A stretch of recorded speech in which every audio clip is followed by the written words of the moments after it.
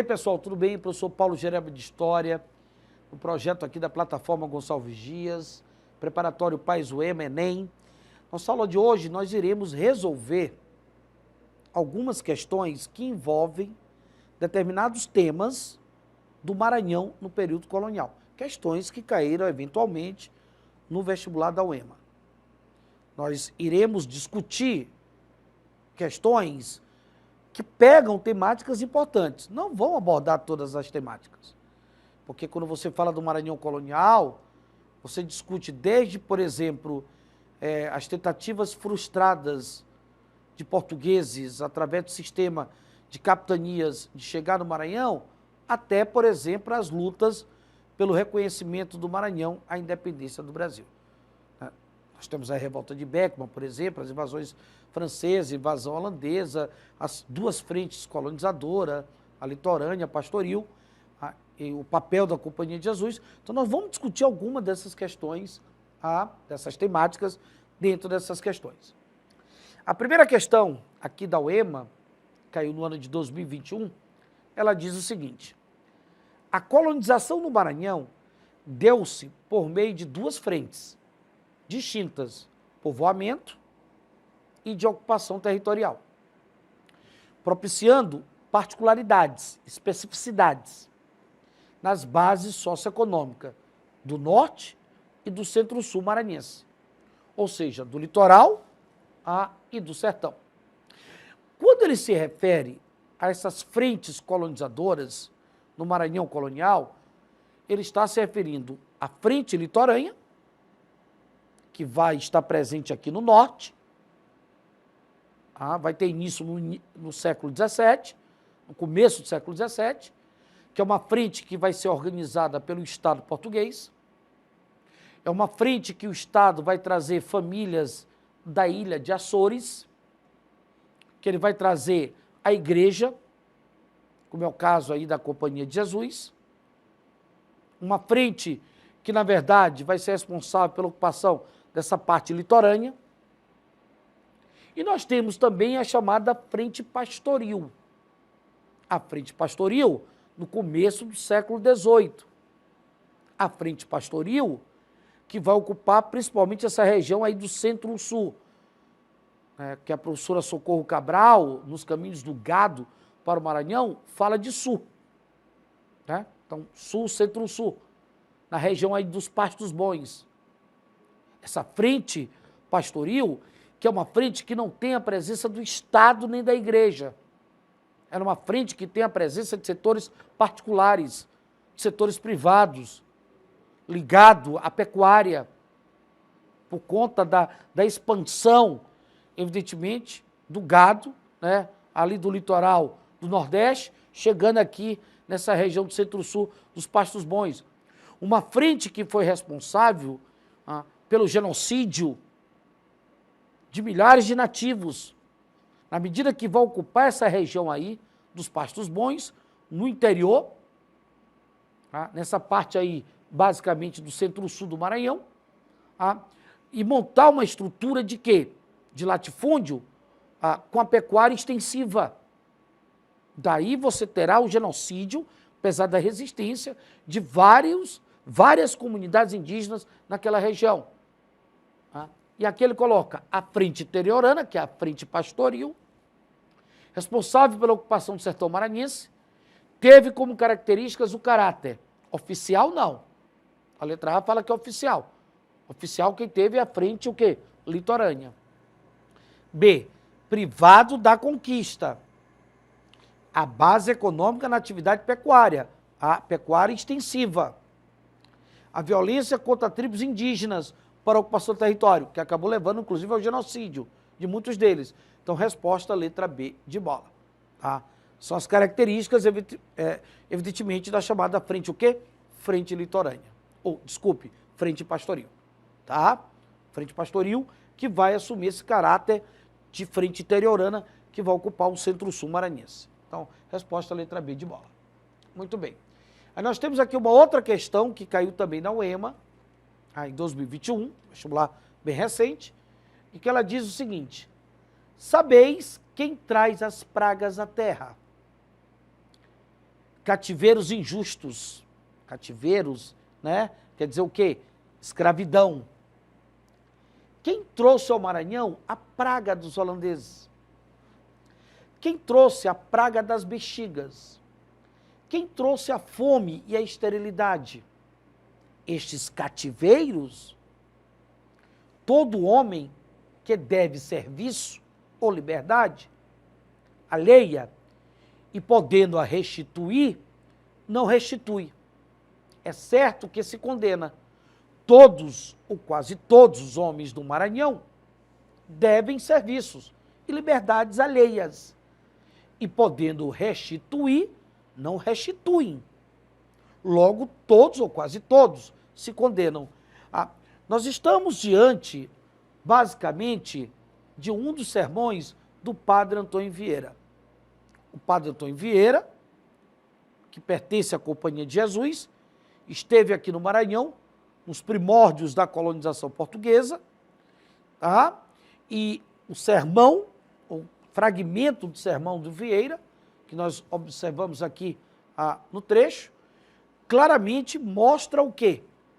Mostra uma crítica à escravidão do nativo, uma crítica à escravidão indígena.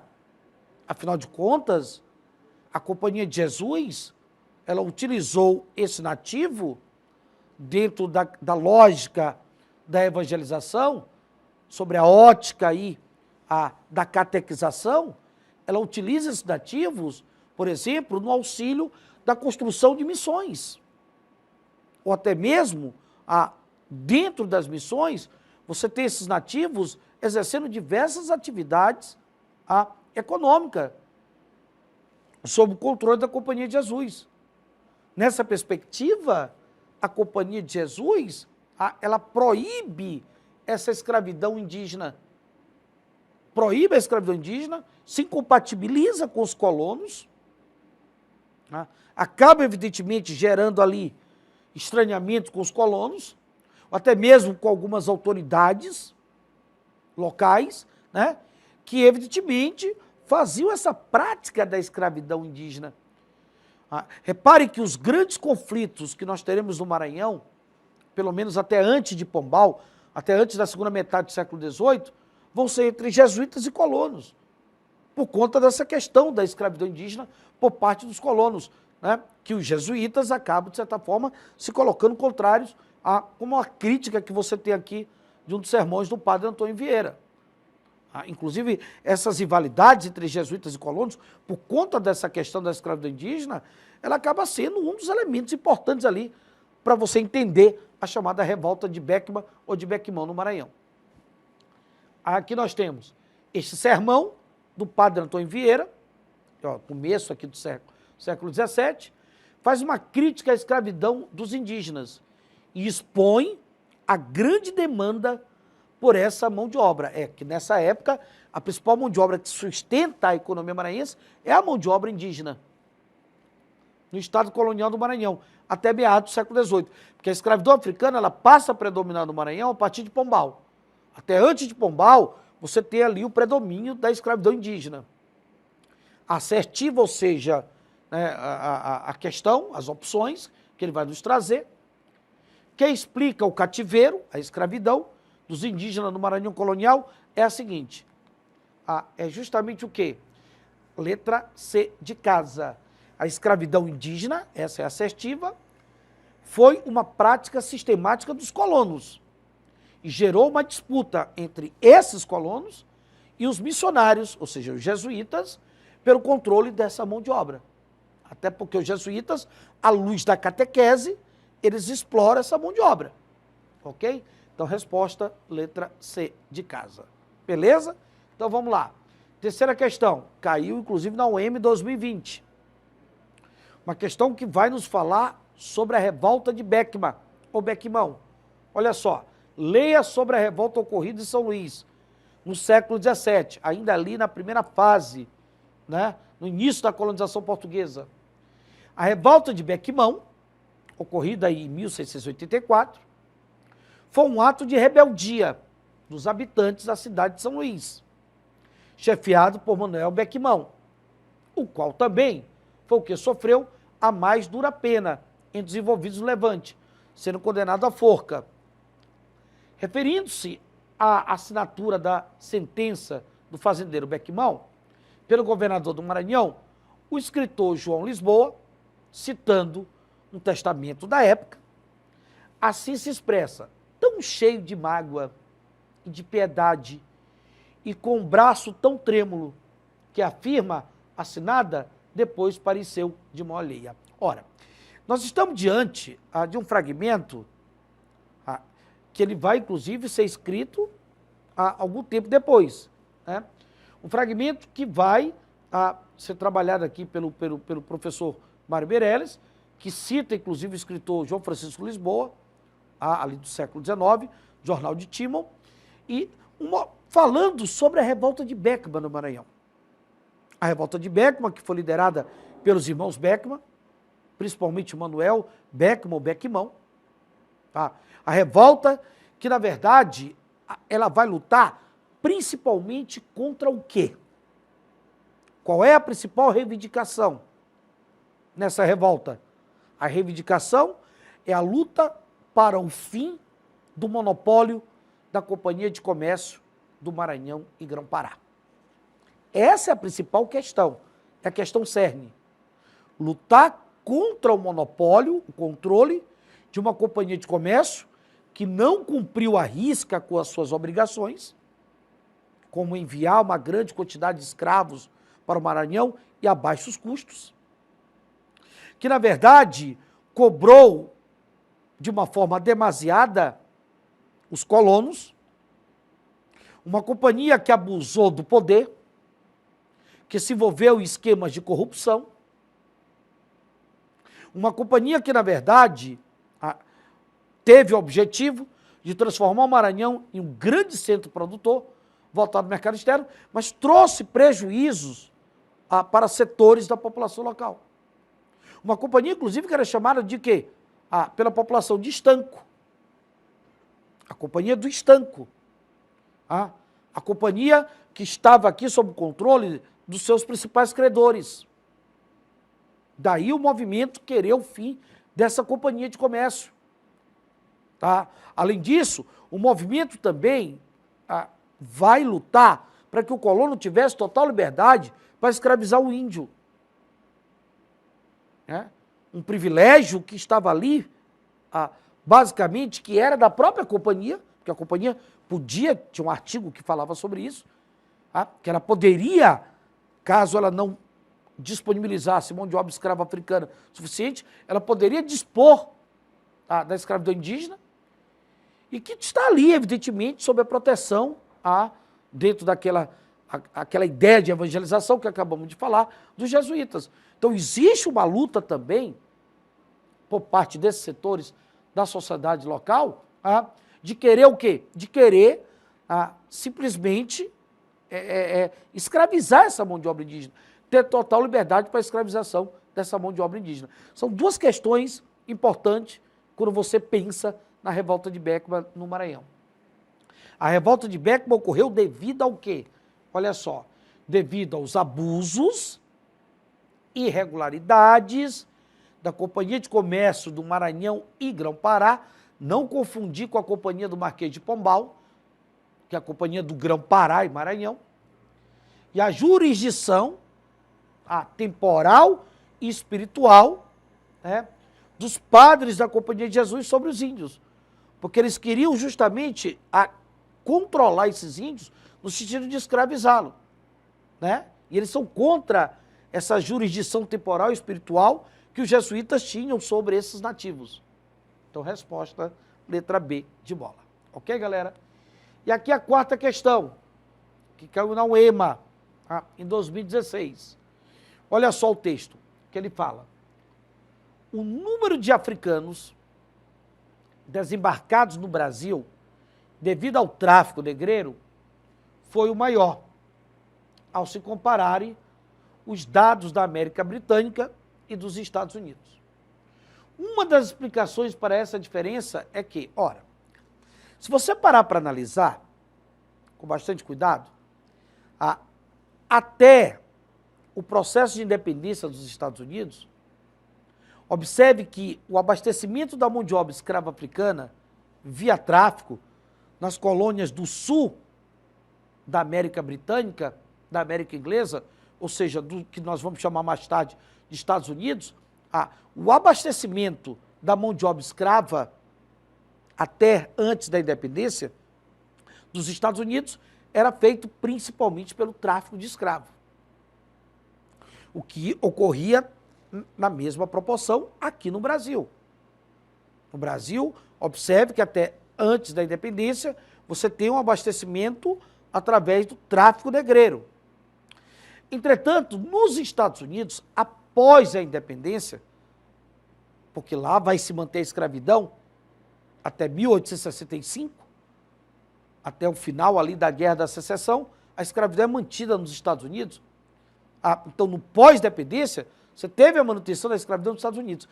Entretanto, no pós-independência, a escravidão nos Estados Unidos, ela vai ser sustentada principalmente por fazendas reprodutoras de escravos. Fazenda reprodutora de escravos é que vão sustentar essa escravidão, tá, nos Estados Unidos, no pós-independência. No Brasil, que no pós-independência também se vai manter a escravidão, como todos sabem, a abolição definitiva dela e oficial se dá bem no final do século XIX, com a Lei Áurea, em 1888. Então é preciso observar que, por exemplo, a lei que no Brasil vai proibir o tráfico internacional de escravos, essa lei só vai vir em 1850, que é a Lei Eusébio de Queiroz. Ela só vai vir em 1850.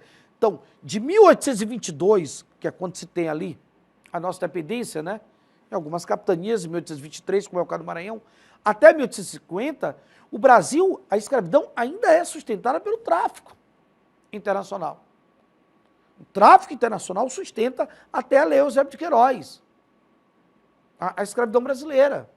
A partir da Lei Eusébio de Queiroz, né, que nós teremos outras leis abolicionistas, observe que, na verdade, a partir de um processo abolicionista que vai transcorrer de uma forma mais acentuada só a partir de 1850, então, é que nós começamos, evidentemente, por exemplo, a valorizar um tráfico interprovincial,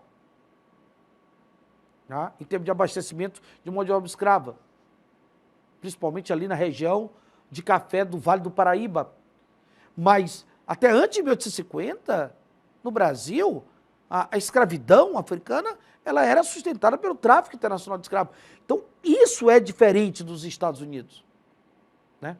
Enquanto nos Estados Unidos, após a independência, você tem uma escravidão mantida, pelo menos até 1850, com a lei emancipatória de Abraham Lincoln, que é a lei que vai abolir a escravidão dos Estados Unidos. Então, quando você tem até ali a escravidão, ela é mantida por fazenda reprodutora de escravos. No Brasil, não.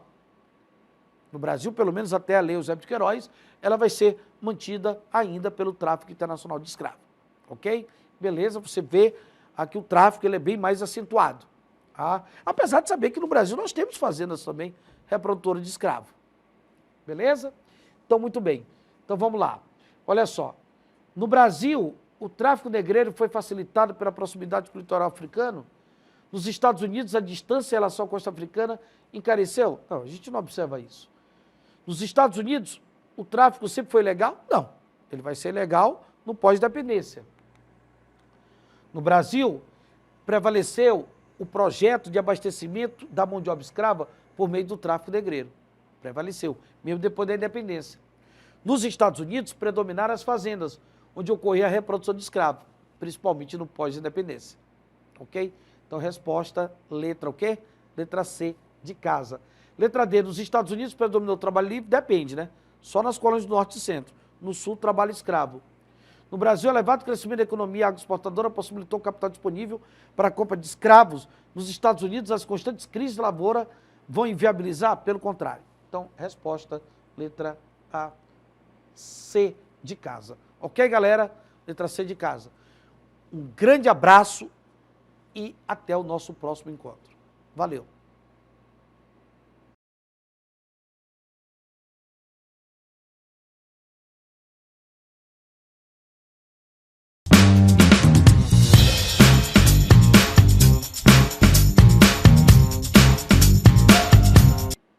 E aí, pessoal, tudo bem? Professor Paulo Gereba, de História, Plataforma Gonçalves Dias, preparatório PAS a UEMA Enem. Na aula de hoje, nós iremos olhar, analisar algumas questões que caíram nos vestibulares da UEMA, tendo como temática algumas discussões do Maranhão no século XIX, que é o Maranhão aqui no Império, e o Maranhão na chamada República Brasileira, o Maranhão ao longo aí do século XX. É evidente que nós temos vários acontecimentos históricos que envolvem o século XIX, que são importantes, como, por exemplo, a balaiada, nós temos aí o apogeu, por exemplo, do algodão, o Maranhão se transformando num curto período de tempo no maior produtor mundial de algodão. Nós tivemos o Parque Fabril Maranhense ali, final do século XIX, começo do século XX. Nós temos, basicamente, a pequena produção avançando nos primeiros 50 anos do século XX no Maranhão. Nós temos os grandes projetos do Maranhão pós-1950. Então, nós temos várias discussões que poderiam se trazer.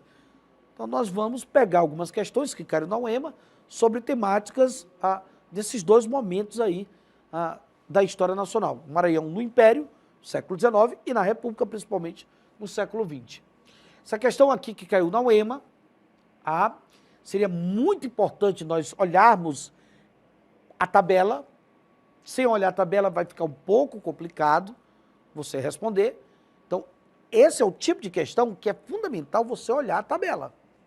É a questão agrária no Brasil, mas ele vai direcionar a questão para o Maranhão. Alguns dados coletados ali no final dos anos 90, 95, 96, estão sistematizados. É evidente que nós poderíamos fazer algum comentário e ir direto, que é o que nós vamos colocar, mas você tem que olhar a tabela. Historicamente, quando você trata a questão agrária no Brasil, historicamente você tem um elemento que está aí até hoje, que é a concentração fundiária. Apesar de sabermos que houve alguns avanços nessa questão da distribuição de terra no Brasil, falta-se avançar ainda muito mais, porque se tem ainda uma forte concentração fundiária. E observe que nós estamos fazendo uma discussão, segundo aqui o IBGE, no final da década de 90, onde a questão da concentração fundiária, ela ainda é muito forte. E aqui uma análise, principalmente do quê? Do Nordeste brasileiro. Uma análise do Nordeste. E se observa que, por exemplo, a maior concentração fundiária, ela vai acontecer aonde? Na Bahia. Até, evidentemente, pelo tamanho do território. Mas o Maranhão, se nós analisarmos, o Maranhão está no segundo lugar, com a questão, evidentemente, em torno dessa concentração fundiária, segundo o IBGE, aqui na tabela que nos mostra de 95 a 96, pegando esses 2 anos, aqui no final da década de 90.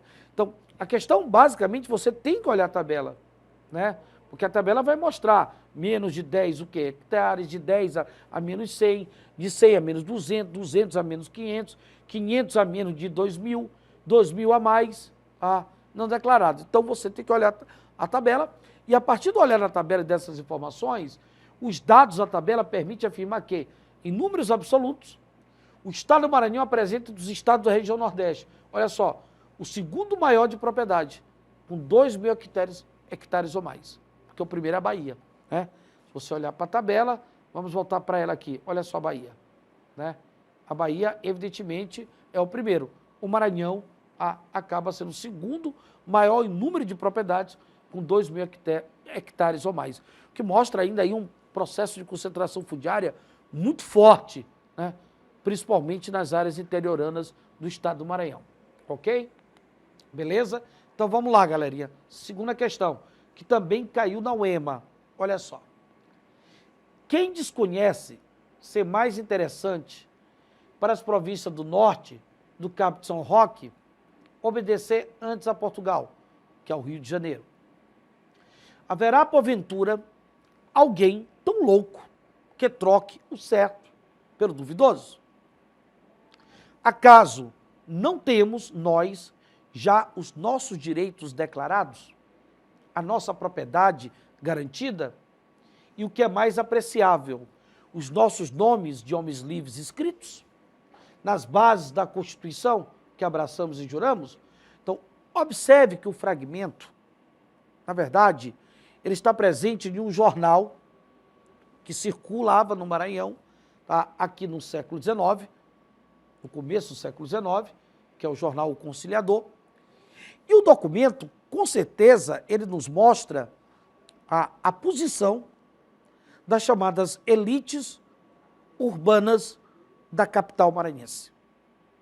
As elites urbanas da capital maranhense, que no começo do século XIX, tá, essas elites urbanas formadas por comerciantes, a grande nacionalidade que envolve ela é a nacionalidade lusitana, é a nacionalidade portuguesa. Tá? Nós temos uma elite, no começo do século XIX, que atua em São Luís, de nacionalidade portuguesa, grande parte dela, que atua no comércio local. Essas elites, para elas, e o Conciliador está deixando isso muito claro, para elas seria interessante o Maranhão continuar vinculado a Lisboa, a região do Maranhão continuar vinculada a Portugal. Porque é uma forma até mesmo delas manter os privilégios que eles têm. O Maranhão atrelado ao Pacto Colonial. Ou seja, para essas elites, é interessante o Maranhão não reconhecer o projeto de independência do Brasil, né, que está, evidentemente, concentrado ali na região do Rio de Janeiro. Então, não seria interessante o Maranhão ser fiel ao Rio de Janeiro, ao projeto de independência, mas sim continuar ligado ao Pacto Colonial Português. Então, por que essas elites têm uma posição contrária à emancipação política do Brasil? Por que essas elites têm uma situação contrária à independência política do Brasil? Porque elas querem manter seus privilégios. É uma forma de manter seus privilégios. Tá? E isso vai acabar mostrando, sendo um dos motivos, que mostra por que a província do Maranhão vai lutar pelo reconhecimento da independência do Brasil. Repare que a independência do Brasil no Maranhão, ela só é reconhecida no ano de 1823, em julho de 1823. Tá? Então, aqui no Maranhão, como no Piauí, como na Bahia, nós tivemos lutas, guerra de independência, inclusive com a participação de setores populares, apoiando o movimento pró-independência, tá? Como as elites rurais escravistas, que estavam também na frente do movimento pró-independência. Então, o que se vê aqui no jornal, na verdade, é um apelo das elites urbanas de São Luís, que era o contrário à independência do Brasil. Publicadas no jornal de grande circulação, na cidade de São Luís, Maranhão, essas palavras expressavam o repúdio de algumas províncias do norte da América Portuguesa. A possibilidade de quê? Algumas províncias, como foi o caso do Maranhão, de emancipação política do Brasil. Justamente de quê? De se ter a independência política do Brasil. Então, resposta letra A, ok? Beleza? Temos aqui uma questão também que caiu na UEMA, né? Que ela vai discutir Maranhão aqui no século XX, nos primeiros 50 anos do século XX. É um mapa, e seria muito importante você olhar para o mapa. Isso vai facilitar a resolução da questão, tá? Mas é interessante analisar que esse momento histórico é o momento ali que pega principalmente, porque ele vai colocar isso na nota de rodapé, ele pega ali a década de 1930. Esse mapa é de 1929. Ora, se eu analisar a década de 1930 no Maranhão, é o momento que está se tendo uma expansão do campesinato maranhense. O campesinato maranhense, ele está se expandindo. Na verdade, essa expansão já vem até um pouco antes, por volta de 1910, 1920. Há uma formação, eu diria, e uma expansão de um campesinato, no primeiro momento ali por família de ex-escravos. E aqui nesse momento, por famílias sertanejas nordestinas, principalmente provenientes ali do Ceará, que estão migrando do sertão do Ceará, do Piauí, fugindo da seca, da fome, das injustiças sociais, estão vindo a ocupar áreas aqui no Maranhão de terras evolutas, de potencial hídrico, como uma forma de sobreviver nessas regiões. Então, isso mostra o momento de formação e expansão do nosso campesinato, aqui na década de 1920, 1930.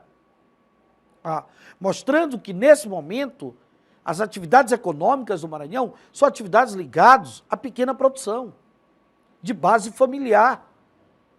Uma pequena produção de base familiar diversificada, onde você tem arroz, feijão, babaçu, mandioca. Alguns desses produtos, no período entre guerras, chegam até a ser exportados, dado a carícia da Europa, por conta da Primeira Guerra Mundial, é o caso do arroz e do babaçu. Então, o Maranhão na década de 1930, que é a década do mapa, é um Maranhão, basicamente, da pequena produção. Né? É um Maranhão da formação e expansão do campesinato.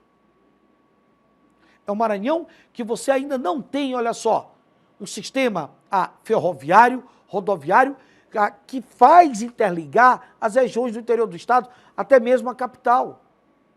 Pelo contrário, você tem um sistema o quê? Um sistema basicamente fluvial. A utilização de rios. Utiliza-se os rios como principal meio de interligar a região nesse momento, que é o que o mapa mostra. A utilização fluvial para se interligar o interior e até mesmo a própria capital. Claramente a gente vai observar isso no mapa, ok? Elaborado pelo engenheiro Frois Abreu, em 1929, o mapa Principais Vias de Comunicação no Maranhão apresenta vias de comunicação no Maranhão e projetos em andamento. Com base em sua leitura, observa-se para aquele momento, 1929, que a navegação fluvial, olha só, ligava diferentes regiões do estado. É o que claramente se observa aqui no mapa. Olha só, você tem integração. E na própria legenda você vai ver. Na própria legenda, é importante observar a legenda, como se integra, no caso dessas regiões, através das vias, o quê? Das vias fluviais. Então, resposta, letra B de bola, ok? Beleza? Então, vamos lá. Ok, terceira questão, certo. Vamos para cá,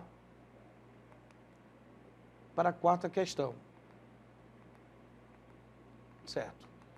Então, veja bem, essa quarta questão, na verdade, ela vai falar de um movimento que ocorreu no Maranhão no século XIX. Evidente que quando você fala de movimentos que ocorreram no Maranhão no século XIX, você poderia, por exemplo, ter essa tembrada. Mas o fragmento da questão, ele mostra o quê? Ele mostra que esse movimento não foi anti-lusitano, ou não teve um caráter anti-lusitano. Não começou no interior, depois veio para a capital, não começou das elites e depois popularizou. Como você vai ter essa tembrada? Mas ele fala de um movimento que ocorreu no interior do Maranhão, que não alcançou a capital, que não alcança São Luís.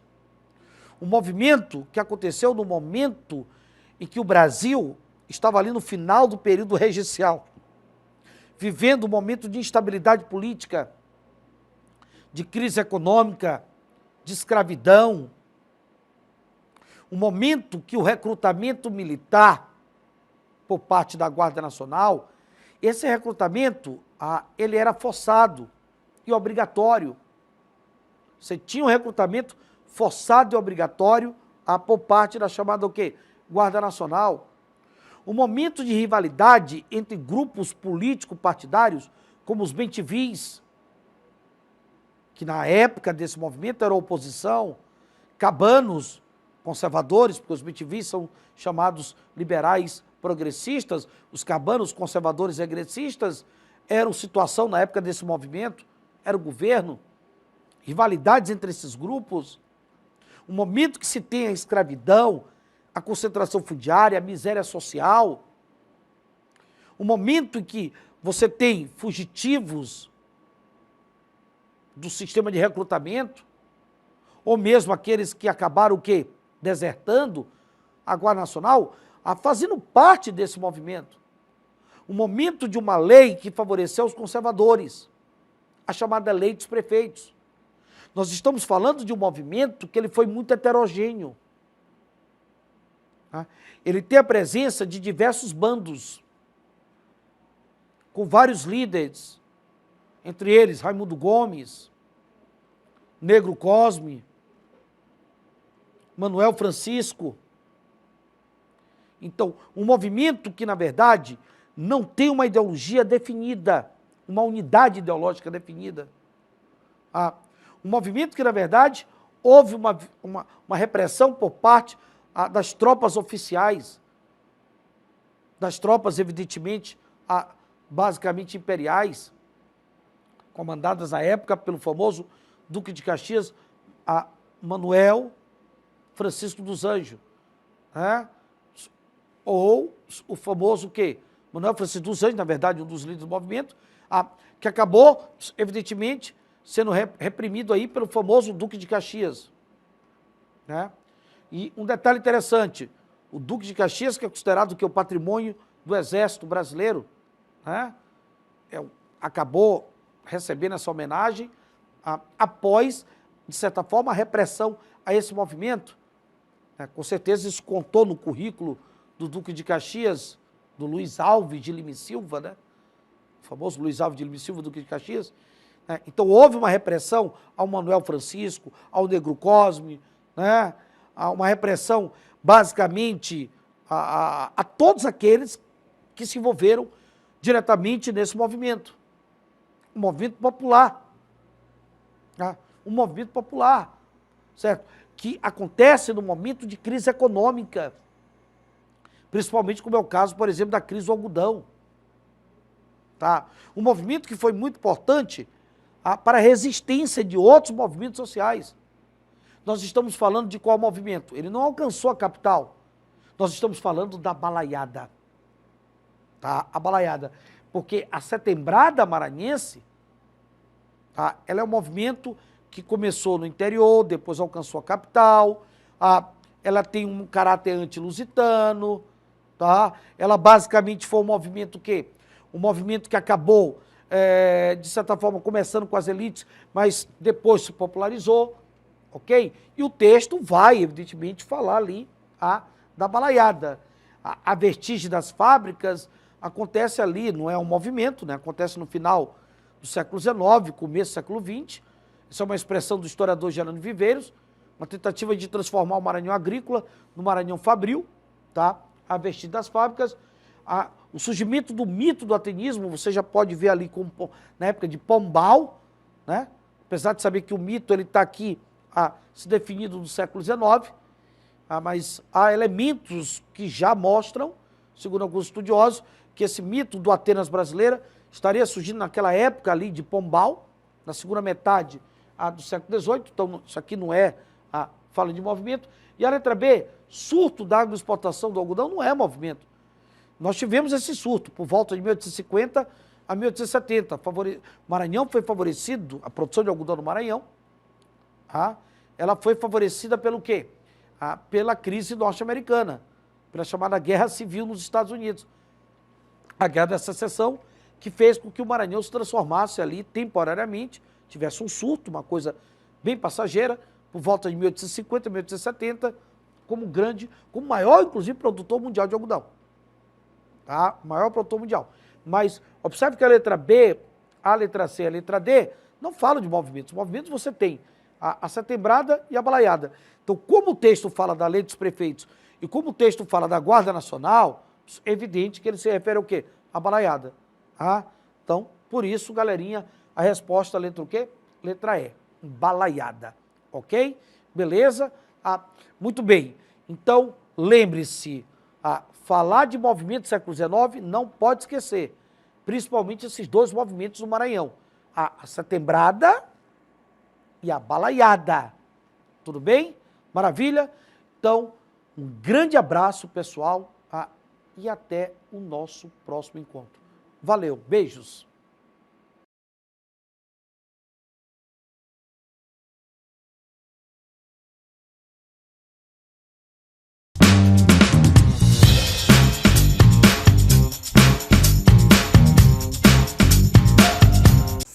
Salve, salve, galerinha! Sou o Marcos Vinícius, o teu professor de Geografia, galera, da nossa plataforma Gonçalves Dias, para esse projeto que, olha, tá sucesso, tá na boca do povo, aí todo mundo falando, acompanhando essas aulas, porque tá buscando essa aprovação do Enem, essa aprovação na UEMA para esse projeto. Né? Esse projeto ele é fundamental, um preparatório para ti, estudante maranhense de todo o Brasil aí que está acompanhando a gente, tá? Para o PAS, o nosso vestibular daqui, né, da nossa querida UEMA, e também, claro, a preparação para o Enem, né, o Exame Nacional do Ensino Médio, né? Uma série aí de aulas, já estamos aí já na caminhada final, né, de uma série de aulas de temáticas que são mais cobradas nestes dois certames.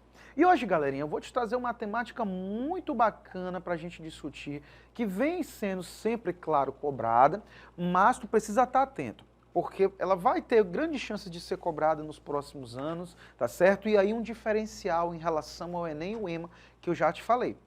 As questões do Enem, elas são normalmente elaboradas e vão para um banco de questões, né, em um prazo maior. Então, por exemplo, as questões que caem esse ano podem ser questões que já foram elaboradas em anos anteriores, um ano atrás, por exemplo, tá? Então, normalmente, questões muito atuais, né? Por exemplo, guerra da Ucrânia, né? Aconteceu um ataque hoje, pode cair no Enem próximo mês? Dificilmente, tá certo? Mas é claro que muitos desses conflitos têm um processo histórico por trás, que aí sim o Enem pode te cobrar. E em relação ao EMA, Marcos, a prova da UEMA, essa sim, ela já é elaborada anualmente. Então, questões que acontecem muito recentemente, tu precisa estar atento, porque a UEMA pode te cobrar. Inclusive, hoje a gente vai responder uma questão aqui da UEMA, tá certo? Que vai falar sobre o conflito da guerra e da Ucrânia recente, que caiu agora no último vestibular da UEMA, beleza? Então, Marcos, o que a gente vai falar? Que temática é essa? Nós vamos falar, galerinha, sobre, atenção, os órgãos e acordos nacionais e internacionais, tá? Vamos pontuar aí, né, esse papel desses órgãos na geopolítica mundial e, claro, nos conflitos que aí ocorrem, né, nas problemáticas a nível local e, claro, mundial, tá certo? Vamos falar hoje, por exemplo, sobre a ONU, sobre a OTAN, tá certo? E sobre outros órgãos muito importantes para entender essa geopolítica da nova ordem mundial. Fechou? Então, para a gente começar com chave de ouro, tá certo? Vamos lá dar aquela respirada, ó. Oxigênio teu cérebro e vamos para cima. É sucesso demais. Já está olhando aqui, né, questão do Enem 2019, já te expliquei como eu estou resolvendo essas questões, né? Tem um texto motivador, mas a gente parte primeiro para o comando, né? Vamos lá para o comando dessa questão, vamos ver o que realmente eu preciso entender desse texto aqui, tá? Então, texto motivador, continuação do texto motivador, cadê o nosso comando? Eu acho que chegou agora. Pronto, olha aí. Vamos ler com calma esse comando. Os países mencionados no texto justificam sua pretensão com base na seguinte característica comum, ou seja, vão existir países naquele texto que eles querem alguma coisa. Eles têm a pretensão de alcançar alguma coisa que o texto vai me dizer, tá certo? E aquilo que eles querem está baseado em uma dessas características aqui. Tá? Ou seja, essas características são que balizam esses países a buscar essa pretensão, a buscar aquilo que eles querem. Então a gente precisa primeiramente identificar que países são esses e o que eles desejam. E a gente identificando o que esses países desejam, a gente vai conseguir perceber aqui, né? Por que eles querem isso? Pela letra A, pela letra B, pela letra C, pela letra D, pela letra E? Deu para compreender? Ficou agora mais fácil. Então vamos lá ler o texto, vamos com calma, vamos entender quem são esses países e o que eles querem. Olha aí, ó, com calma. Brasil, Alemanha, Japão e Índia pedem reforma no Conselho de Segurança. Opa, eu já sei quem são os países, né? E a gente já sabe que eles querem uma reforma no Conselho de Segurança. Marcos, o que é o Conselho de Segurança? Galera, o Conselho, ele é um dos elementos, o Conselho de Segurança é um dos elementos mais importantes da ONU, tá? Da Organização das Nações Unidas. Tá? É o Conselho de Segurança que tem um papel de se reunir para delimitar, principalmente discutir questões militares no mundo. Por exemplo, na prática, né? Nós temos aí uma guerra em uso, né? Nós temos aí uma guerra acontecendo entre Rússia e Ucrânia, e é o Conselho de Segurança, por exemplo, que autoriza, por exemplo, intervenções. Vamos lá, vamos todos intervir no território russo. Quem dá essa autorização? É o Conselho de Segurança. Então, puxa aí, anota com calma. O Conselho de Segurança, de certa forma, ele tem um grande papel de buscar defender a paz no mundo, teoricamente, tá certo, através de medidas militares. A grande questão, galera, é que o poder que ocorre dentro do Conselho de Segurança, ele não é um poder igualitário. Nós temos uma clara desigualdade de forças dentro desse Conselho de Segurança. Eu vou já falar para ti sobre isso, mas bora ler, vamos ler o texto, vamos voltar para o texto, ver se esse texto fala sobre isso. Olha o que esses países dizem, né? Os representantes do G4, Brasil, Alemanha, Índia e Japão, reiteram, em setembro de 2018, a defesa pela ampliação do Conselho de Segurança da Organização das Nações Unidas, durante reunião em Nova York, nos Estados Unidos. Em declaração conjunta de 10 itens, os chanceleres, destacaram que o órgão, no formato em que está, com apenas 5 membros permanentes e 10 rotativos, não reflete o século XXI. Abre aspas. A reforma do Conselho de Segurança é essencial para enfrentar os desafios complexos de hoje. Para bem aí, galera. A grande questão do Conselho é essa. O Conselho de Segurança internamente, na sua organização, ele tem uma relação desigual de poder. Nós temos no Conselho de Segurança, anota aí, 15 membros, tá certo? O Conselho de Segurança da ONU é composto por 15 membros. Só que destes 15, 5 membros têm um poder maior do que os outros 10. Tá? São chamados membros permanentes. Quem são estes membros permanentes, Marcos? São os ditos vencedores da Segunda Guerra Mundial, mais a China, que ganhou protagonismo, principalmente no contexto da Guerra Fria na Ásia. Então anota aí, quem são estes países, esses 5 membros permanentes do Conselho de Segurança? A sigla é RECIFE. Vou repetir, RECIFE. Vamos lá comigo. Rússia, Estados Unidos, a China, a Inglaterra e a França. Repetindo, Recife, Rússia, Estados Unidos, a China, a Inglaterra e a França. Estes são os 5 membros permanentes do Conselho de Segurança. Estes 5 países nunca saem das discussões. Mas que poder esses países têm, Marcos? Eles têm o chamado poder de veto, galera, tá certo? Como assim? Me explica na prática. É fácil. Uma sanção vai ser votada na ONU. Ela precisa de maioria deste conselho para que ela seja aprovada. Então, tu tem 15 votos ali à disputa. Só que estes 5 membros permanentes, eles têm um poder a mais. Eles têm o chamado poder de veto. Se um destes 5 países discordar desta sanção, ela é obrigatoriamente vetada. Então, vamos pegar um exemplo. A Argentina quer invadir o território brasileiro e vai pedir autorização da ONU. Dos 15 membros, 14 dizem ok, pode invadir. Mas a Rússia, que é um membro permanente, diz não. 14 contra 1. Ah, vai passar? Não, a sanção foi vetada porque a Rússia, como membro permanente, tem poder de veto. Então, o que a gente vai perceber na prática? Que dentro desse órgão existe uma relação de poder e principalmente de interesses que muitas vezes norteiam essa votação em prol destes 5 países. Então, por exemplo, agora, por que os Estados Unidos, o Conselho de Segurança não intervém militarmente na Rússia no território ucraniano? Porque quando vai para a votação, a Rússia diz que não. E se a Rússia disse que não, é vetado. Essas questões já aconteceram e acontecem no Conselho de Segurança. E países como Brasil, Alemanha e Índia, Japão, que fazem parte dos ditos membros rotativos, que vão ter cargo por 2 anos e depois vão se mudar, eles já entendem que essa lógica não funciona mais, é uma lógica desigual e que serve para proteger os interesses dessas 5 nações. E não refletem o espírito democrático que esse Conselho de Segurança precisa ter. Então é nisso que esses países estão pedindo essa reformulação, para aumentar aí a quantidade desses membros e principalmente, provavelmente, para quebrar essa ideia do veto, ou seja, buscar uma forma mais justa de decidir as questões relativas ao Conselho de Segurança. Fácil, né? Bora só ler o texto agora para a gente responder essa questão, finalizar essa leitura. Então ele diz, a reforma do Conselho é essencial para enfrentar os desafios complexos de hoje, como aspirantes a novos membros permanentes de um Conselho reformado. Os ministros reiteram seu compromisso de trabalhar para fortalecer o funcionamento da ONU e da ordem multilateral global, bem como seu apoio às respectivas candidaturas, afirma a declaração conjunta. Ou seja, vamos para a questão agora. Vamos ler agora, entendendo todo o processo, Os países mencionados, Brasil, Alemanha, Japão e Índia, justificam a pretensão que é o que? A reformulação do Conselho de Segurança e uma característica comum que eles têm. Galera, se você for prestar atenção, Brasil, Alemanha, Japão e Índia, todos esses são países que têm sim destaque na geopolítica mundial. Alguns têm maior posicionamento a nível mundial, mas todos eles vão ter um posicionamento, né, um destaque, tanto a nível mundial, mas principalmente regional. Vamos pegar, por exemplo, aqui na América Latina. O Brasil é a grande potência do ponto de vista econômico e, claro, também político. A Alemanha. A Alemanha é a principal economia da Europa, a quarta maior economia do mundo, galera, tá certo?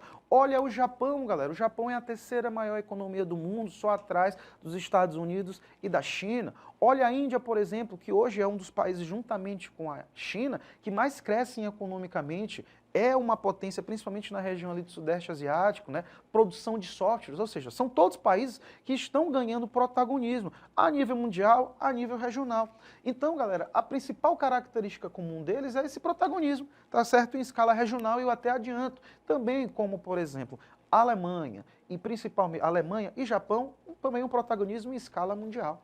Fechou? Então, o gabarito aí, ó, é a letra B. Questãozinha que teve muita informação. Captou? Mas muito fácil de responder. Bora responder mais questões. Vamos lá. Questão também de 2019. Nós temos aqui a imagem, não vou analisá-la contigo agora. Vamos ler o texto motivador. Olha o que o texto diz. As imagens representam fases de um conflito geopolítico no qual as forças envolvidas buscam algo, né? Então, a primeira coisa, eu preciso identificar que conflito geopolítico é esse, para conseguir entender o que elas estão querendo. Elas querem posse territorial, conversão religiosa, reservas de petróleo, sítios arqueológicos ou monopolizar o comércio marítimo. Então eu preciso saber que conflito é esse para saber a situação. Vamos lá olhar essa imagem. Eu acho que se tu olhou rapidinho, tu vai conseguir já identificar que conflito é esse, né, galera? Eu tenho aqui, galera, a famosa região da Palestina, situada no Oriente Médio. A primeira imagem de 1947 mostra a região da Palestina dividida, né, após a criação do recente país Israel, galera. Então, o conflito geopolítico aqui é justamente entre Palestina e Israel, tá certo? A gente já até respondeu uma questão sobre isso em questões relativas aí à nova ordem mundial, né, os problemas da nova ordem mundial, falamos sobre isso. Mas vamos voltar para cá. Então, em 1947, nós temos aí a formação do Estado de Israel e nós vamos ter a divisão muito clara. Quem está de branco seria o chamado Estado Judeu, Israel. E nós vamos perceber que a parte mais escura, né, no caso aqui, a churada, mais cinza, seria justamente o Estado palestino. E Marcos, o que seria essa área aqui totalmente negra, né, aqui totalmente escura? Seria aí, né, galera, a cidade de Jerusalém, que à época, 1947, foi definida como uma área internacional, ou seja, de judeus, tá certo, de Israel e também de muçulmanos da Palestina. Tá certo? É uma cidade importante do ponto de vista religioso para ambos os grupos, beleza? O que a gente vai perceber no mapa 2 de maneira muito clara? Que a parte mais cinza diminuiu e a parte branca, ela aumentou de tamanho. O que foi que aconteceu, Marcos, na prática? Galera, desde a formação do Estado de Israel até os dias de hoje, se percebeu uma expansão militar e territorial do Estado de Israel sobre a região da Palestina, sobre os territórios palestinos. Esse é o principal motivo dos conflitos que ocorrem até hoje, tá certo? A expansão do território judaico sobre as áreas da Palestina, né? E aí nós vamos perceber claramente a diminuição desse território, né? E principalmente ele ficando isolado. Desta região aqui nós temos a famosa faixa de Gaza e do outro lado nós temos a região da Cisjordânia. Um outro ponto muito importante vai ser a cidade de Jerusalém, galera. O que a gente vai perceber é que a ideia da área internacionalizada de ambos os grupos não foi respeitada por Israel. Nós vamos perceber até por uma maior força militar, né, de apoio também de potências como os Estados Unidos, nós vamos perceber que Israel vai expandir os seus territórios e vai tomar a cidade de Jerusalém para si, né, ali, inclusive construindo muros que impedem a passagem da população muçulmana para essas regiões. Então, o conflito aí, galera, ele é muito claro. Ele é um conflito baseado principalmente em questões territoriais. Até hoje, a grande discussão e a busca por paz nessa região é a organização deste território para que ambos os povos consigam coexistir de maneira pacífica, né? E a discussão ela ainda vem ocorrendo e a gente sabe, é um conflito ainda muito tenso, né, entre palestinos, muçulmanos e judeus, tá certo? Israelenses. Então, bora responder essa questão, né? Então, as imagens representam as fases de um conflito geopolítico entre Israel e Palestina. na qual as forças envolvidas buscam o quê? Claramente garantir a posse do território, né? Posse territorial e a sua expansão. A nossa alternativa aí é a letra A. Fácil essa questão também, 2019, tá? Muita atenção, tá certo, às questões relativas aí a Israel e Palestina e o papel da ONU nesse processo, né? A ONU, ela vai estar ali buscando intermediar, juntamente com os Estados Unidos, uma forma de garantir a paz, sendo que foi a ONU, por medida de lei, que criou o Estado, tá certo, judeu, na região da Palestina. Fechou? Bora responder mais uma questão, vamos lá. Questão de 2019. Cara, tu tá vendo que a prova do Enem 2019 caiu bastante coisa sobre órgãos internacionais, principalmente aí relativa à ONU, né? Direto ou indiretamente. Texto motivador, não vou ler agora. Texto 2 motivador, não vou ler agora. Vamos lá, comando. As diferentes estratégias da OTAN demonstradas no texto são resultantes das transformações de quê? Opa, Marcos, o que é essa famosa OTAN que hoje tanto se fala? Galera, a OTAN, tá, sigla de Organização do Tratado do Atlântico Norte, foi uma aliança militar criada no contexto da Guerra Fria, tá certo? Lá de 1945, tá certo? Até 1991, foi criado nesse contexto, tá? Logo após o início da Guerra Fria, de fato, já na década de 50, que tinha por objetivo muito claro unir os países capitalistas sob uma pretensão de principalmente proteção militar numa possível intervenção soviética. Ou seja, se houvesse uma intervenção soviética em um território capitalista, nós teríamos ali como ajuda esse país ao braço militar, que seria a OTAN. A União Soviética também, né, vai fazer aí seu braço militar, tá certo, ali o Pacto de Varsóvia e tal, tá bom? Então nós vamos ter essas alianças militares. Questão muito importante, a OTAN, galera, mesmo após o fim da Guerra Fria, ela continua a existir, tendo uma importância muito grande, geopolítica, até principalmente de fixação, né, dos interesses capitalistas e principalmente dos Estados Unidos sobre as regiões onde ela atua. E o que a gente percebeu?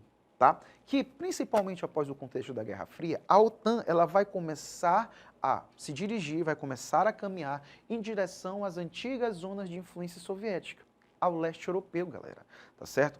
Esse aí é um dos principais motivos, por exemplo, para a Rússia deflagrar o atual conflito contra a Ucrânia. A Ucrânia, com pretensões de se aproximar do mundo ocidental, da própria OTAN, ela quer entrar na OTAN, né? A Rússia viu isso como uma grande ameaça, até porque se a Ucrânia, por exemplo, entrasse na OTAN, nós teríamos aí a possibilidade de bases militares serem sediadas na Ucrânia, e a Ucrânia faz fronteira com a Rússia. Então a Rússia viu isso como uma ameaça. E ela já via há muito tempo, né, a OTAN, o braço militar do Ocidente, andando em direção às suas antigas zonas de influência e ficando basicamente às suas fronteiras. Então a OTAN ela tem um papel muito importante nesse contexto atual geopolítico de posicionamento, principalmente dos interesses, tá certo, do lado capitalista. Então agora vamos ler o texto motivador. A gente entendeu agora o que é essa OTAN, vamos lá ver o que esse texto nos diz. Os dois, né? Primeiro diz o seguinte, ó, a adesão da Alemanha à OTAN. A adesão da Alemanha ocidental, opa, só te lembrando, né? A Alemanha foi um dos grandes palcos, né, do contexto da Guerra Fria e ficou dividida, né, em zonas de ocupação, inicialmente zonas capitalistas e zonas soviéticas, socialistas, e como não houve um consenso e principalmente as rivalidades aumentaram, a Alemanha foi dividida em dois países, a Alemanha ocidental de orientação capitalista e a Alemanha oriental de orientação socialista. Aí ele diz o seguinte, né, a adesão da Alemanha Ocidental à organização, à OTAN, há 50 anos, teve como plano de fundo o conflito entre o Ocidente e o leste da Europa, e o projeto de integração europeia. A adesão da República Federal da Alemanha foi um passo importante para a reconstrução do país no pós-guerra, e abriu caminho para a Alemanha desempenhar um papel relevante na defesa da Europa Ocidental durante o contexto da Guerra Fria, ou seja, tem um posicionamento da época, né? A importância da Alemanha entrar para a OTAN. Vamos para o texto 2. A OTAN discute medidas para deter os jihadistas no Iraque e na Síria. Opa, tu já percebe que são períodos diferentes, mas a OTAN, como eu te disse, continua a existir. O regime de terror imposto pelos islamitas radicais no Oriente Médio alarma a OTAN tanto ou mais na Rússia, ainda que a estratégia para detê-los seja difusa. O avanço do chamado Estado Islâmico, o grupo terrorista, né, que instalou um califado repressor em zonas do Iraque e da Síria, comandou boa parte das reuniões bilaterais que mantiveram os líderes da Organização Atlântica no país de Gales. Então, galera, As diferentes estratégias da OTAN demonstradas no texto são resultantes de quê? Ora, das questões geopolíticas, né, galera? Então, nosso gabarito aí, ó, é a letra C, conformação do cenário geopolítico. Valeu, galera!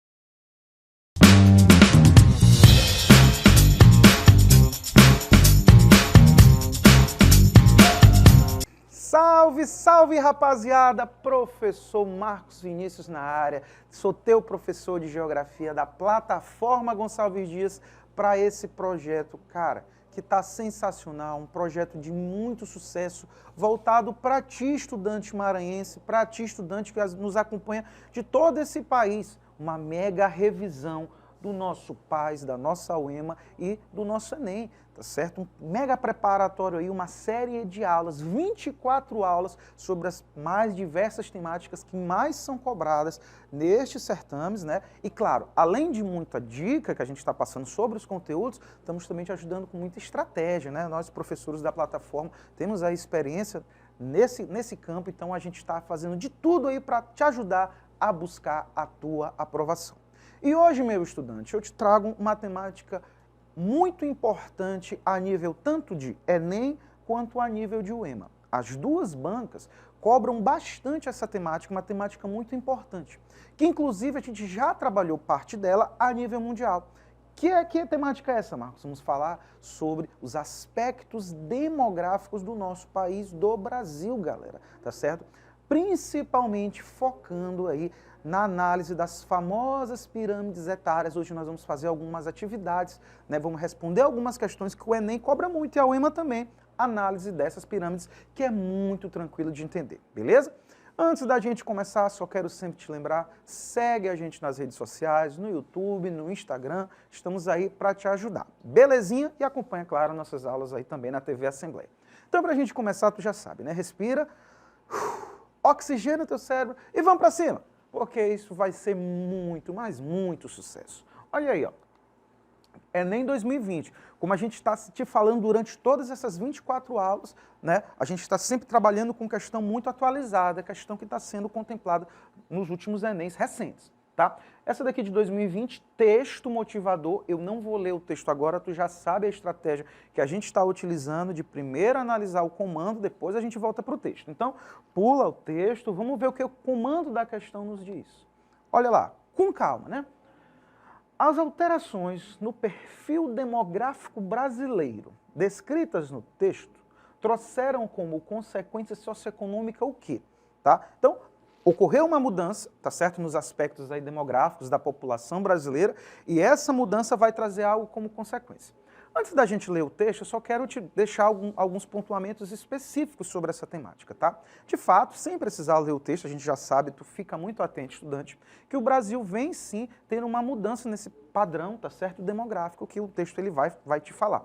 Que mudança é essa, Marcos? A nossa população está deixando de ser uma população majoritariamente de crianças, principalmente aí na década de 80, né? Nós tínhamos uma maior quantidade de pessoas na faixa etária ali dos 0 até os 14 anos, para se tornar uma população adulta para idosa.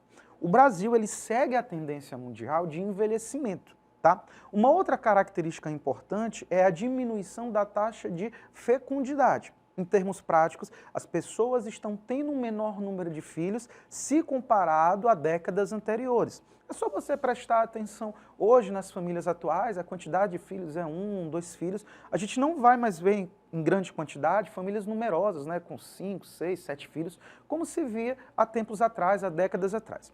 Vários elementos vão somar para isso, mas eu posso citar alguns importantes. Primeiramente, a intensificação da urbanização, que leva, por exemplo, ao aumento do custo de vida. Nós temos aí um maior planejamento familiar, tanto de homens quanto de mulheres, tá certo? Em relação à preocupação de como se manter na vida, buscar, por exemplo, emprego. Entra nesse aspecto, principalmente, também muito importante, a inserção da mulher ao mercado de trabalho. A mulher agora, ela vai para o mercado de trabalho e muitas vezes tem que ainda acabar dividindo essa função de ser mãe, né, e também ter sua função laboral, e muitas vezes acaba deixando para ter filhos mais tardiamente, tá certo? A evolução dos métodos contraceptivos, como a camisinha, anticoncepcionais, tudo isso, galera, somando, tá certo? Fez com que as características demográficas do nosso país se alterassem. As pessoas estão tendo menor número de filhos, estão casando mais tardiamente. Outro elemento importante, estão vivendo mais. A expectativa de vida do nosso país aumentou, galera, tá certo? Comparado às décadas anteriores, hoje a nossa expectativa de vida está numa média de 72 para 73 anos. E para finalizar, elemento importante. No Brasil e também no mundo, as mulheres vivem mais do que homens, tá certo? Existe uma preocupação das mulheres maior, se percebe, em relação à saúde, principalmente a saúde preventiva, né? Os exames de rotina. As mulheres, de maneira geral, têm uma maior preocupação e vivem mais no Brasil, e essa é uma tendência do mundo, tá? Então essas são algumas características desse padrão demográfico que mudou no Brasil. Posso te comparar da década de 70, 80 para os dias atuais. Mas agora, vamos ler o texto, vamos entender o que o texto quer saber de fato dessa mudança. Que mudança é essa? Será que foi o que eu falei? Vamos lá, vamos ver aqui, vamos ler com calma, tá? Respira, vamos lá. Olha o que ele diz. A pirâmide etária de formato triangular da década de 70, e eu vou já te explicar o porquê que é triangular, tá? Foi dando lugar a uma pirâmide mais retangular, de base mais estreita, tá? E o topo mais largo.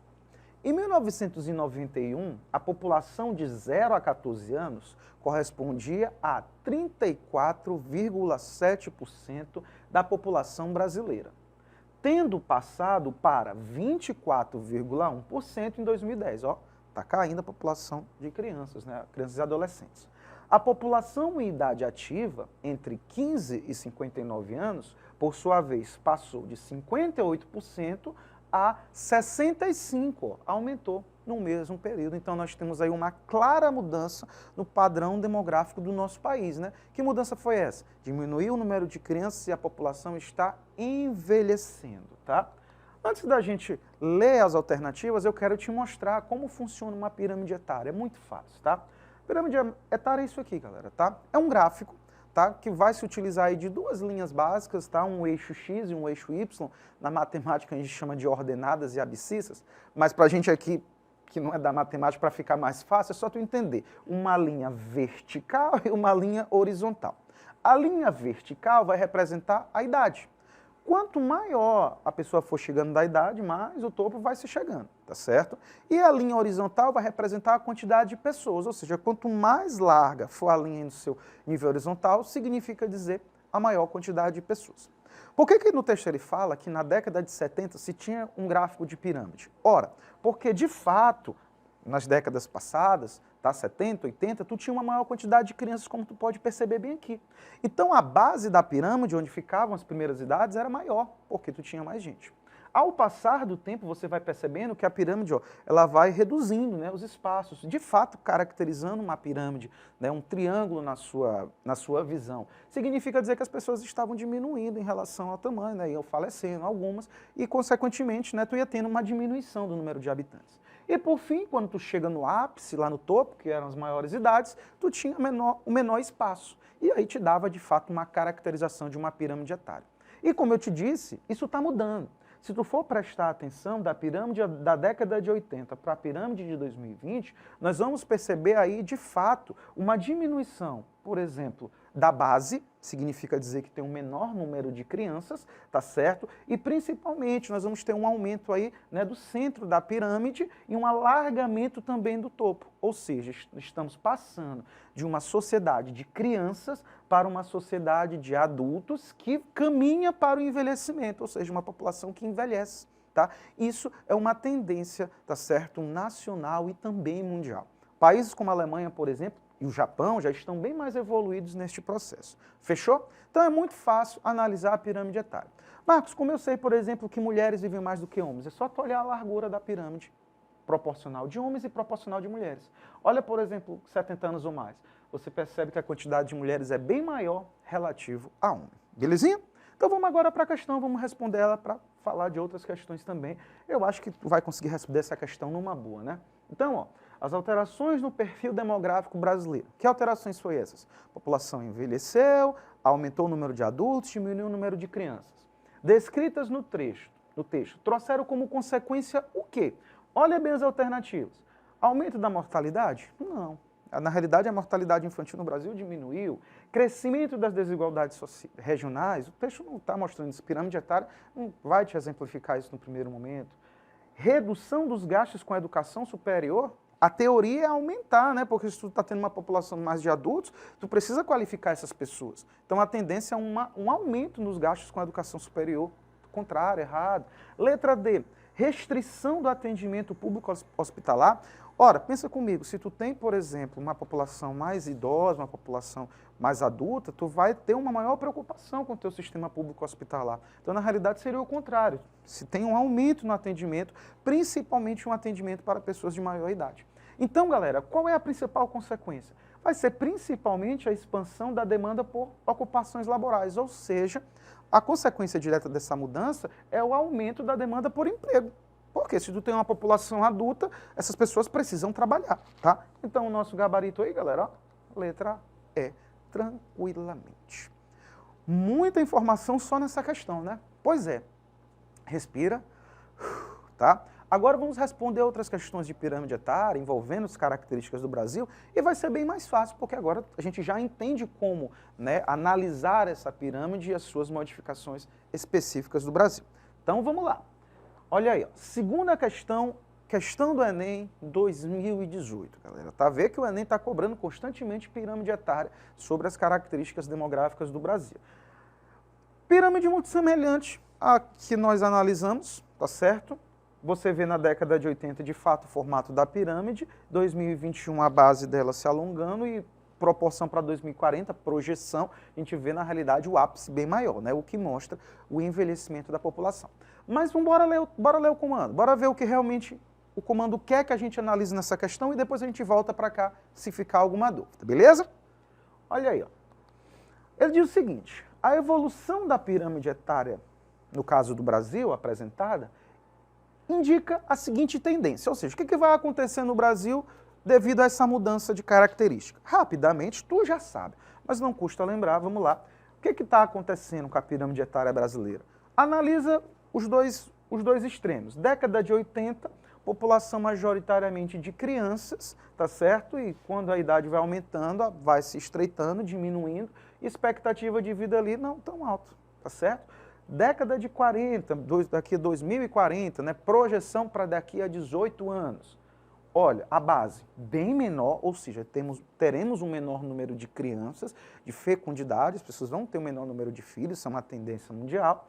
A gente vai perceber que o corpo da pirâmide na base adulta já vai aumentando, tá certo? E nós vamos ter uma grande quantidade, a maior quantidade de pessoas na faixa entre 40 a 60 anos de idade, ou seja, uma população já em transição para uma população adulta para idosa. Tendência nacional, beleza, galera? Então, fácil, né?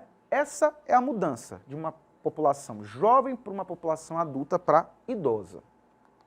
E eu te pergunto, né? Essa mudança vai trazer que tendência para o Brasil? Pensa comigo, olha com calma, tá? Será que ela vai trazer o crescimento da fase juvenil? Não, vai ter a diminuição, né, galera? A tendência é o aumento da expectativa de vida no Brasil? Dá uma olhadinha aqui, galera. Olha a expectativa como era na década de 80 e olha a projeção para 2040. É aumentar. Então aí a resposta é bem fácil, né? O nosso gabarito aí, galera, sem sombra de dúvidas, é a letra B, é o aumento da expectativa de vida. Essa é a tendência, que nós vivamos mais, tá certo? Até por isso, galera, por ser uma tendência nacional e mundial, as pessoas viverem mais, está se buscando também fazer reformas no sistema previdenciário. Qual é a alegação? Que como as pessoas estão vivendo por mais tempo, dependem por mais tempo do seu processo de aposentadoria, recebendo, por exemplo, por 30, 35 anos de aposentadoria, isso pode levar ao déficit previdenciário. Então, os governos, e isso não é apenas aqui no Brasil, governos na Europa, a França já aplicou, a própria Alemanha também, a chamada reforma previdenciária, que na prática diz o quê? Você vai precisar, se você vive mais, essa é a verdade, você precisa trabalhar mais por mais tempo e contribuir também mais, para que a Previdência possa ter recursos para sustentar quando você estiver no seu processo de aposentadoria. Fechou? Beleza, né? Bora responder uma questão da UEMA agora? Vamos lá. Questão aí, ó, do PAS 2021, recentíssima, tá certo? Pirâmide etária de uma forma um pouco diferente, galera, mas é a mesma pirâmide, a mesma informação. A diferença é que ele colocou as pirâmides uma sobre a outra, tá certo? Se tu for olhar, por exemplo, a linhazinha aqui, onde tu tem a linha azul, vai representar a pirâmide da década de 90. A gente vai perceber que a linha azul, na base, ela é bem mais alongada, né? E tu vai perceber que a linha azul, por exemplo, quando chega bem aqui no ápice, ela já é bem fininha. A tendência é que a gente falou, população mais jovem, né? Expectativa de vida ainda não tão alta. Em 2000, por exemplo, que é a linha verde, a gente já vai perceber, por exemplo, ela sendo menor do que a linha azul, ou seja, a taxa de fecundidade caindo, as pessoas tendo menor número de filhos. E tu vai perceber que o corpo dela já é maior do que a azul, ou seja, as pessoas estão começando a viver mais na fase adulta. E também, ó, tu vai perceber aqui que ela já é um pouquinho maior do que a linha azul também no seu ápice, ou seja, as pessoas estão vivendo mais. E a grande diferença vai ser de 2010. A gente percebe claramente que enquanto, por exemplo, da década de 90 ela está bem aqui em 7, em 2010 ela já está na casa próximo do 4, ou seja, ela é bem menor na sua base, significa dizer que a taxa de natalidade está caindo, as pessoas não estão tendo filhos ou estão tendo menor número, essa é a verdade. O corpo dela, perceba que já é maior, ou seja, as pessoas estão vivendo mais, e olha como é que está lá o ápice, bem mais longo, ou seja, expectativa de vida aí, né, já maior. A mesma característica que nós analisamos nas questões anteriores, só que de uma forma em gráfico diferente. Belezinha? Até analisei antes de ler o comando, né? Pirâmide etária relativa do Brasil, da década de 90 até 2010. Mas o que a questão te diz, né? É uma questão até fácil. Comparando as pirâmides etárias do Brasil, o que a gente vai verificar? Eu já até te passei algumas dicas sobre questões como essas. Tu pode, inicialmente, fazer como eu fiz agora, analisar o gráfico e depois ir por alternativa, ou tu pode ler a alternativa primeiro e depois vai comparar no gráfico.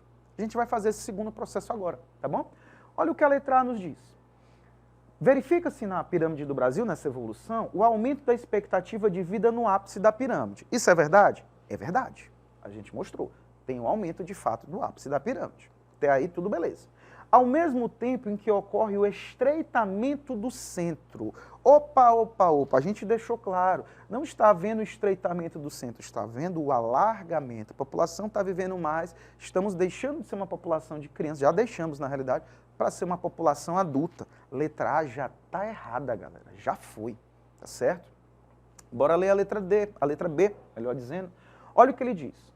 O saliente estreitamento do centro da pirâmide. Opa, galera, estreitamento do centro, olha aí, ó, acabei de te mostrar, o centro não está se estreitando, ele está se enlarguecendo, galera, porque a população adulta está superando a população de crianças. Já foi, no vestibular, quando já vai analisando com calma, já corta, tá certo? Letra B já está errada.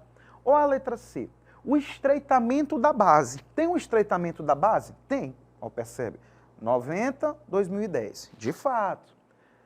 Ao mesmo tempo em que o ápice se torna cada vez mais largo. Isso acontece? Acontece, olha aí, ó, olha o ápice, da linha azul para a linha vermelha. Está enlarguecendo, de fato, né, galera? Até aí tudo certo. Decorrente da contínua diminuição dos níveis de fecundidade do Brasil, as pessoas estão tendo menor número de filhos? Estão, galera, tá certo? Então essa alternativa, ela está, ó, corretíssima, é a letra C, galerinha, tá certo? Tá vendo como essa questão é molezinha, molezinha, molezinha? Bora responder mais uma? Dá tempo, tá certo? Aqui a letra D e a letra E. Quarta questão, outra pirâmide etária do Enem. Olha, o Enem agora ele mudou o gráfico. Em vez de colocar 3 pirâmides fragmentadas, ele colocou uma sobreposta à outra, né? E aí ele vai te mostrar. A linha mais clara seria aqui a década de 90 e a linha escura 2010. É uma questão muito parecida com a passada, né, galera? E a gente já sabe. O que foi que aconteceu com a população brasileira? A população, né, ela vai diminuir o número de crianças, vai ficar uma população mais adulta e sua expectativa de vida aumenta. Não pode errar isso, tá? Vamos ver aqui o comando quer, galera, tá? Ele diz o seguinte, ó, a evolução na estrutura etária apresentada influenciou o Estado a formular ações para quê? Ou seja, essa mudança do padrão da sociedade brasileira fez com que o Estado brasileiro tomasse alguma ação. O que foi que aconteceu com a sociedade brasileira? Ela deixou de ser uma sociedade de crianças para se tornar uma sociedade adulta com uma boa projeção de idosos. E a tendência no futuro, a gente já mostrou em outras questões, é a população de idosos aumentar mais, né? A nossa expectativa de vida aumentar. Ou seja, se eu tenho um maior número de idosos, expectativa de vida aumentando, foi o que o Estado brasileiro fez. Eu acabei de te dizer, galera, dá uma olhadinha bem aí nas alternativas. O que foi que o Estado brasileiro fez recentemente, porque as pessoas estão vivendo mais? O Brasil, ele fez uma reestruturação do seu sistema previdenciário em relação à nossa aposentadoria, galera. Beleza? Então, alternativa correta, letra C, fácil, fácil, fácil. Galera, um abraço a todos, boa sorte no Enem, tamo junto, Plataforma Gonçalves Dias. Valeu!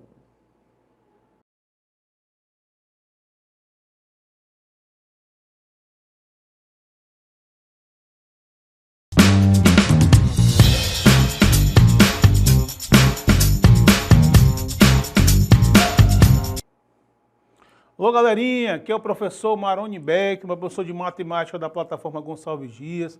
Mais uma vez aqui na nossa Big Revisão, Paz o Enem, está preparando você, aluno, estudante da terceira série do ensino médio, da rede estadual, né, para se preparar para o Enem, para se preparar para o EMA, que está preparando um material aqui todo especial com vocês, com os assuntos mais relevantes, né? Você está aqui já na reta final, a gente não pode perder tempo, né? Então é sempre bom revisar aqueles assuntos que mais caem. E é nesse contexto que a gente está aqui preparando esse material para vocês, tá? A gente está estudando em matemática geometria espacial, que é um assunto que ele cai bastante nas duas avaliações. Tanto do Enem quanto da UEMA costuma aparecer questão de geometria espacial. Beleza? Esse vídeo a gente vai falar de cilindro, cone, esfera, né? Questões envolvendo essas figuras espaciais, beleza? Então faça anotações, pegue seu caderno, anote as fórmulas, para que você na hora da prova se lembre das fórmulas, que isso é extremamente importante, tá? Faça anotações, as observações, anote nossas dicas, beleza? Então vamos lá, galera, para a primeira questão. Primeira questão, questão do Enem, ela fala o seguinte: uma pessoa comprou uma xícara, uma caneca, para tomar sopa, conforme a ilustração.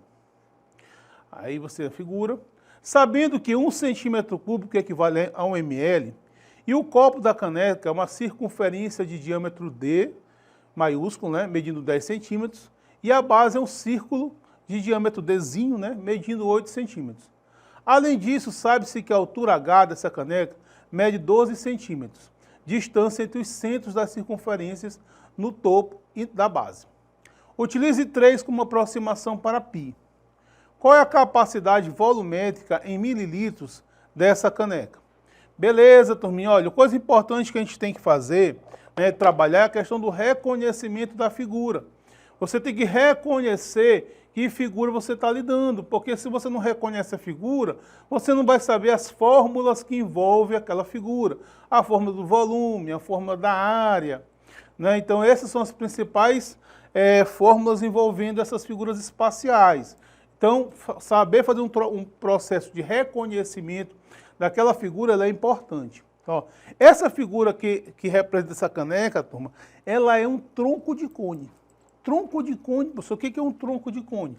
A gente sabe que o cone é uma figura espacial de base circular, a base é um círculo, né? E onde todos os pontos convergem. Todos os pontos dessa circunferência convertem-se para um vértice, para um ponto chamado de centro. Então essa figura forma um cone, né, parecido com aquele chapéu de aniversário de criança, né? Você coloca, é o formato de um cone aquilo ali, uma base circular e os pontos convergindo para o vértice, tá? Só que essa figura não é um cone completo, ele é um tronco de cone. Como é que é formado com um tronco de cone? Se você passa, por exemplo, faz um corte, passa uma seção paralela, aqui como eu fiz aqui, ó. Então essa parte aqui de baixo, né, formou aqui um tronco de cone, ó. E agora você tem uma figura, né, com uma base, uma circunferência maior, e a outra base com uma circunferência menor. Então essa parte aqui, ó, tirando essa parte de cima, formou um tronco de cone, que é justamente a nossa figura aqui. Exatamente o formato dessa nossa caneca. Então, turma, ele quer saber o volume, quanto é de conteúdo que cabem dentro dessa caneca. Aí, por isso que é importante você conhecer as fórmulas, né? Então, você tem uma fórmula que calcula o volume do tronco do cone. Essa fórmula, quais são os valores que você precisa para calcular o volume? Bom, você precisa da altura, a questão deu, né? A questão fala que a altura aqui, ó, que vai de um centro a outro é 12 centímetros. Nós até colocamos aqui os dados, tá? A circunferência maior, ele tem diâmetro 8. Agora, lembrando que na fórmula tem um raio. A gente sabe que o diâmetro é o dobro do raio. Então, você já pode colocar aqui, ó, que o raio da circunferência maior é 5. E o raio da circunferência menor é 4. Chama aqui de Rzinho. Tá? Então, e a altura ele deu também. Tá? Então, é uma questão que você precisa conhecer a fórmula. Tá? Bem simples, que aí você vai só substituir os valores. Tá? Agora, se eu não reconheço a figura, como é que eu vou lembrar da fórmula, turma? Né? Então, vamos lá. Agora é só uma questão de você substituir. Tá? Então, o volume aqui vai ser igual. Ele pediu para considerar o π valendo 3, que 3 multiplicado pela altura, que é 12, dividido por 3, abre parênteses. O raio maior é 5, né? Vai ficar 5 ao quadrado, mais aqui vai ficar 5 ao quadrado, vezes o raio menor, que é 4, mais o 4 ao quadrado. Certinho? Então, você vai ficar o quê? Então, você vai ter que o volume total vai ser igual. Olha só, 3 multiplicado por 12, você pode cortar aqui esse 3 com esse 3 aqui, ó. Certo? Sem problema nenhum. Tá? Você pode cortar ou eliminar aqui. Só um detalhezinho aqui, não tem esse 2 aqui. Tá? Então vai ficar 12 multiplicado por 25 mais 20 mais 16. Beleza? Então o volume desse tronco aqui vai ser igual a 12 multiplicado 45 com 16 vai dar 61. Certo? Então você vai ter um volume total de 732 centímetros cúbicos. Como a questão fala que 1 centímetro cúbico equivale a 1 ml, né? A relação entre centímetro cúbico e ml é uma relação de 1 para 1. Então isso aqui também equivale a 732 ml. Então pronto. Você respondeu essa questão, só uma questão de reconhecimento de figura e lembrar da fórmula do volume do tronco de cone. Certinho, turminha? Ficou a dica. Resposta letra C de casa. Certo? Beleza, turminha? Agora vamos para uma questão da UEMA, tá? Envolvendo aí cilindro, outra figura que cai bastante. Observe na figura a frente e o verso da medalha de prata das Olimpíadas do Rio. Sua confecção é de responsabilidade do país, sede do evento, obedecendo às normas do Comitê Olímpico Internacional. As dimensões mínimas das medalhas são 6 centímetros de diâmetro e 3 milímetros de espessura. As medalhas do Rio são as mais pesadas da história das Olimpíadas, com 500 gramas. No caso específico da medalha de prata, ela é inteiramente composta por esse metal. Beleza. Assumindo essa medalha tenha sido fabricada com o diâmetro mínimo exigido, calcule a sua espessura em centímetros. Considere a medalha como cilindro e que a densidade da prata é de 10,5 gramas por centímetro cúbico. Ok, turma. Então, olha só. A medalha do Rio, ela foi feita com o diâmetro de 6 centímetros, né? Interessante que ele me deu aqui a massa dela, que vale 500 gramas. A massa dessa. E ele quer saber, turminha, qual vai ser essa espessura aqui. Essa espessura aqui representa a altura desse cilindro, né? É a espessura da medalha. Ora, turma, vamos lá.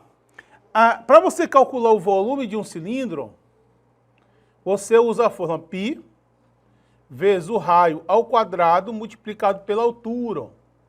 o raio da base. A base, o cilindro, né? É aquela figura de base circular, duas bases circulares iguais, né? Tá? E você tem um raio e você tem a altura.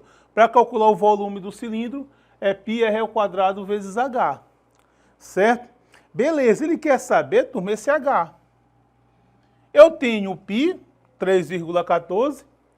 Eu tenho, o raio eu tenho, mas eu não tenho o volume. Tem como eu calcular o volume dessa minha... Tem, porque olha só, ele me deu a densidade. 10,5 gramas por centímetro cúbico. Olha só, turminha, veja bem para cá. Se você fizer o seguinte, ó. Se você tem 10,5 gramas por centímetro cúbicos, quer dizer que você tem 10,5 gramas para cada 1 centímetro cúbico, né? 1 centímetro cúbico tem a massa, é a densidade, né? Que é a relação entre massa e volume. A minha medalha tem 500 gramas. Então, essa medalha de 500 gramas, ela vai ter quanto de volume? Eu não sei, ó. Vou botar um V, tá? Usando aqui uma regra de 3 simples, tá? Então, se eu faço aqui produto dos meios pelos extremos, você tem que 10,5 G é igual a 500, tá? E você dividindo 500 por 10,5, você vai ter que o volume vai ser aproximadamente 47,61. 47, vamos botar assim. Certo? Olha aí, turma, beleza. Agora sim, ó. Tem como eu calcular essa altura, porque eu tenho o volume, eu tenho o π e eu tenho o raio. Tá? Então, o que vai ficar aqui? 47,661 vai ser igual a 3,14. O raio é 3, né, turma? O raio é a metade do diâmetro, 3 ao quadrado, multiplicado por H. Certo? Se você fizer essa conta aqui, ó, você vai encontrar 47,61 vai ser igual a 28,26 H. Questãozinha da UEMA, ela, assim, uma característica dela é que você envolve muita operação, né? Não tem preocupação. Tanto é que eu nem aproximo o π como faz o Enem. O Enem considera π igual a 3. Lá o UEMA não, π igual a 3,14, você vai ter que se virar para fazer conta com o número decimal, tá?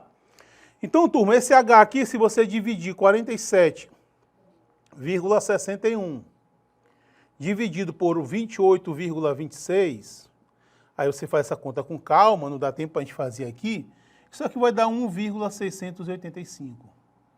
Então, essa é a espessura da moeda, ou da medalha, de acordo com a informação. Resposta correta aí, letra B de bola, tá? Então, questãozinha da UEMA, questãozinha boa, envolve bastante conta. Desculpe. Então, vamos lá. Que essa é uma questão do Enem, tá? Olha só. Projetada pelo arquiteto Oscar Niemeyer, o Museu de Arte Moderna, MAC, tornou-se um dos cartões postais da cidade de Niterói. Beleza. Então você tem aí. Considere que a forma da cúpula do MAC seja um tronco de cone circular reto, com o diâmetro da base maior, medindo 50 metros, e 12 metros a distância entre as duas faces. A administração do museu deseja fazer uma reforma revitalizando o piso de seu pátio. E para isso precisa estimar a área. Utilize 1,7 como valor aproximado para a raiz de 3 e 3 para π. A medida da área do pátio do museu a ser revitalizado em metro quadrado está em qual intervalo? Beleza, turminha. Olha só. Aí eu já fiz aqui o esquema, né? Melhor para a gente entender. Ele falou aqui, turma, que esse ângulo aqui é de 60 graus. Tá? Turma, ele quer saber a área dessa base aqui, que é um círculo, né? A base é circular. Para calcular a área de um círculo, você precisa de quê? Do seu raio. Então, a questão envolve você calcular a medida do raio desse pátio daí. tá? Então, o que a gente vai fazer? Olha, daqui para cá é 50 centímetros, né? Então, veja só, a altura que ele deu, né, é 12, né? Ele deu a altura que é 12. Então, se eu traçar aqui, ó, por exemplo, um valor aqui, isso aqui vai ser igual a 12. Beleza? Aqui vai ser igual a 12.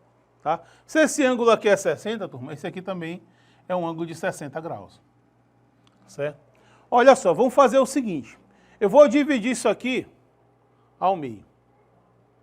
Vou encontrar aqui os centros, né? O centro do círculo maior é esse valor para cá e o centro do círculo menor é esse aqui, ó. Então isso aqui representa a altura.